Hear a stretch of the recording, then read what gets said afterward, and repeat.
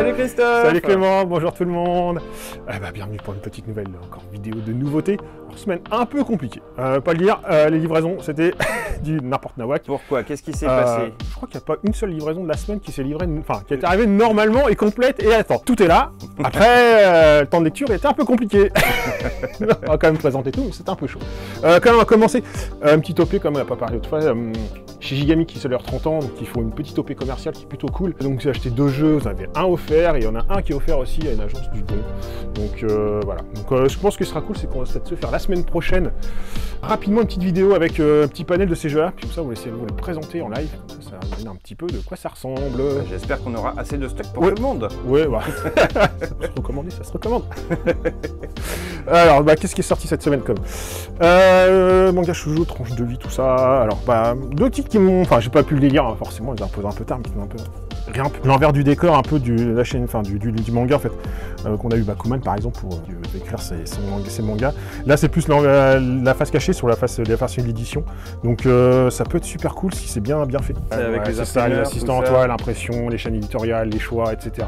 Donc, ça peut être cool de voir l'envers du décor. Ça peut être sympa, si c'est bien rendu, ça peut être sympa. Un titre qui peut être aussi un peu intéressant, c'est Elle et son chat, je pense. Un petit one-shot, assez doux, je pense, c'est un peu dans la lignée d'un genre de choses, le quotidien d'une fille un peu solitaire avec son chat. Donc un peu tendance les chats, hein, mais ça a l'air assez sympa.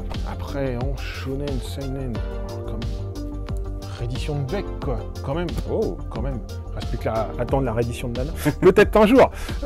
Donc après, qu'est-ce qu'il y a eu comme gros titre? Mine de rien, encore des chats. La gameuse et son chat. C'est les chats.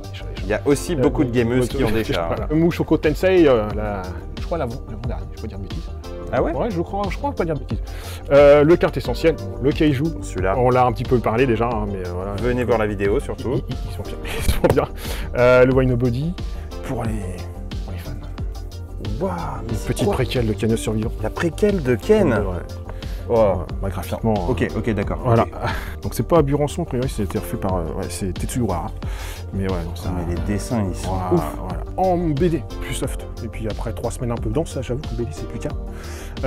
Qu'est-ce qu'il y a eu? Il y a le Raven de Lofé. Ah, c'est celui qui a fait Long John Silver. Voilà. Le dessinateur, après il est tout seul, mais ouais. Pareil, le tome 2 qui vient de sortir. Le nouveau Harleston. Ah, attends, le nom.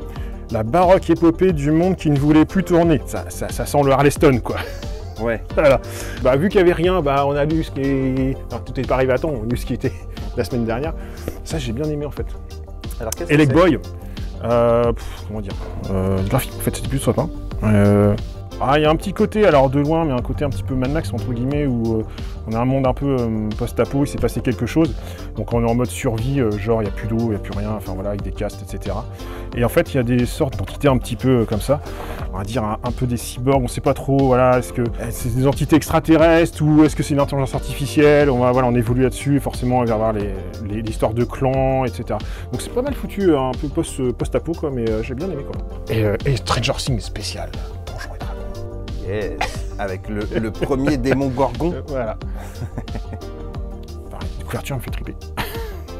Alors, Glenn. Le flot des souvenirs. Côté un peu strip à l'ancienne, quoi. Ah ouais. Ça peut être sympathique. J'aime bien ce genre. Moi j'aime bien aussi. C'est cool.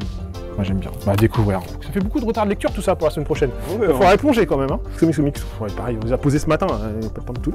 The Masquerade. Sérieux? Tiré du jeu de rôle. Ouais. Ah ouais. En fait, l'univers il s'y prête carrément à faire quelque chose quand même. Depuis le temps, franchement. Ceux qui connaissent pas l'univers, c'est vraiment archi complet en fait. C'est trop bien. Donc à voir si c'est bien fait, quoi. Mais depuis le temps, presque ce genre de choses, il faut vraiment comme c'est pas existable. Infidèle aussi, le speech a l'air super cool. On va dire le parcours là justement d'une musulmane qui va avoir des démons, mais plutôt que de faire des démons justement sur la peur, ce genre de choses, c'est plus sur la xénophobie, ce genre de choses. Ça peut être une approche assez sympa. Oui, alors les fantômes, ils se nourrissent pas de la peur des gens, mais de la xénophobie, quoi. Intéressant, donc, ça peut être... Concept sympa. Ça peut tourner dans tous les sens, hein, ce concept. Hein. C'est super cool. Voilà. Petit Witcher quand même, ça marche toujours aussi quand même, toujours un Witcher. Parce que pour ceux qui ont déjà la série en cours. Reckless. Brubaker et Sean Phillips. Oh ouais. Moi, ces auteurs-là, ils ont fait quelque chose, un Killer Be Kill, Top Moumout Comics. Mais souvent leurs scénarios, ils sont super bien foutus. Ceux qui avaient fait Fatal aussi, limite un petit truc aussi, moi j'ai bien aimé. Le Spider-Man de Stravinsky, qui était pas mal. Surtout, je crois que c'est une bêtise, c'est pour clore la collection Marvel Icons.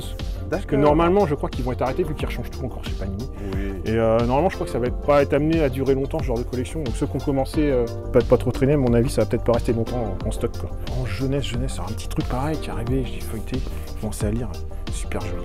Arcana, de Serena Blasco, il dit pas de pareil de bêtises, c'est lui qui a dessiné les enquêtes d'Enola Holmes aussi, voilà, qui était plutôt sympa. Ah, oui. Donc graphiquement, elle a un style, mais j'aime bien en fait, voilà. C'est riche.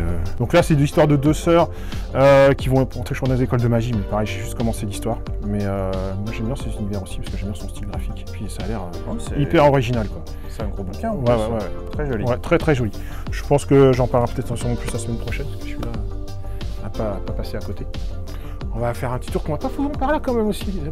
La saison de Noël, elle veut dire artbook, collector, enfin voilà, plein de choses. C'est vrai qu'on va pas souvent par ici. On va pas souvent par là. Donc déjà quand même, un nouveau Benjamin Lacombe.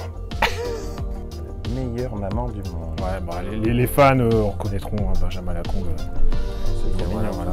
Le nouvel Archipel de Cthulhu, qui pareil, qui fait suite aux deux premiers.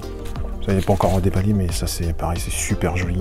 Ah, ça c'est pour moi, ça. De la bouffe de Gaulois. Bon, en fait, après Dragon Ball, après, en fait, tout. En fait, je crois que dans la mode, en fait, tout dès qu'il y a quelque chose, donc forcément, avec Warcraft et compagnie. Donc forcément, à un moment donné, c'était obligé, Astérix. Donc, ouais, pareil, un petit hommage à Mézières, quand même. Pareil, le FF qui était sorti la semaine dernière, je ne l'avais pas montré. C'est vrai. Tout, voilà. Puis, pareil, celui-là a l'air beau aussi. Crimson. Oh. Voilà. Après, c'est emballé, c'est dommage. On peut pas les regarder. Pas les ouvrir, ouais, j'avoue, mais ouais, c'est dommage d'emballer. Donc si vous voulez nous faire des cadeaux, venez nous acheter nos artbooks s'il vous plaît. Pareil, ouais, pareil, je pense que des choses. Tout ça, là, c'est la période, ouais, pareil. Mais tout est emballé.